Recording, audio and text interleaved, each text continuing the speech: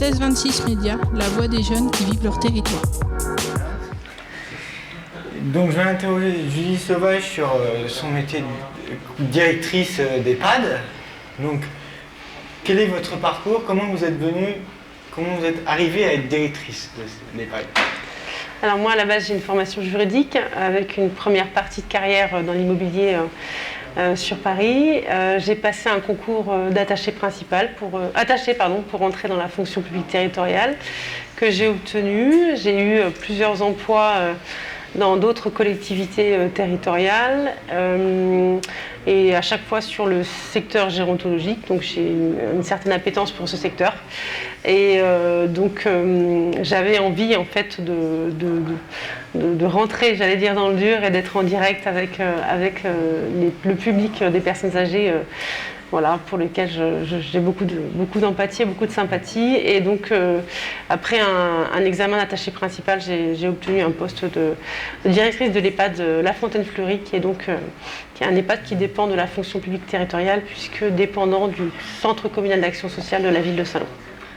Est-ce qu'il y a des animations au sein de l'EHPAD Oui, on essaie vraiment. Alors la période est évidemment très très particulière, mais on essaie, même malgré les moments les plus compliqués, de maintenir un certain niveau d'animation, puisqu'en fait nous bénéficions d'un poste d'animateur à temps plein et nous avons également une personne qui est en service civique, qui est en complément sur l'animation, de façon à avoir un temps d'animation relativement important. On a également du personnel soignant qui a du temps dédié en fait sur du temps d'animation, de façon à croiser autant que possible ces moments, puisqu'en établissement en fait 90% d'une journée d'un résident et sur le temps d'animation, seulement 10% de journée sont sur le soin, donc c'est important pour nous. Et quelle est la différence entre l'EHPAD et l'hôpital? Nous ne sommes pas là pour soigner les gens, nous sommes là pour s'occuper d'eux. C'est un lieu de vie en fait, c'est un lieu de résidence. Et nous, on n'est pas là pour soigner les gens, on est là pour s'occuper d'eux jour et nuit, mais sur du temps quotidien, sans soins particuliers, enfin au-delà des soins infirmiers, mais pas d'acte médical à part entière. D'accord. Et quelles compétences pour travailler à l'EHPAD il faut quelles sont les compétences pour travailler à l'EHPAD?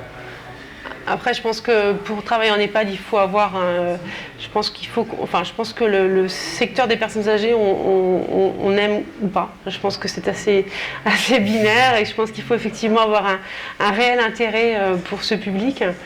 Et effectivement une démarche altruiste, solidarité, puis ce sont aussi des personnes, des citoyens comme tous, donc on veille aussi à ce que jusqu'au bout, les choses que tous citoyens peuvent réaliser, la plupart des gens puissent à nouveau y accéder, donc c'est de l'intérêt pour autrui. Globalement. Et au sein de l'EHPAD, il y a différents métiers, il y a l'animation, mais il y a aussi d'autres métiers. Oui, on est aussi sur une équipe pluridisciplinaire, puisqu'on a une équipe de restauration lingerie, on a effectivement une équipe administrative avec une partie comptable, on a une grosse équipe de soins, on a une personne qui fait également l'entretien d'EHPAD qui est très importante, puisque pas mal de choses sont réglées à travers sa présence. Et puis voilà, la direction qui essaie de coordonner tout cela. Voilà. D'accord. Merci. Je vous en prie. 1626 Médias, la voix des jeunes qui vivent leur territoire.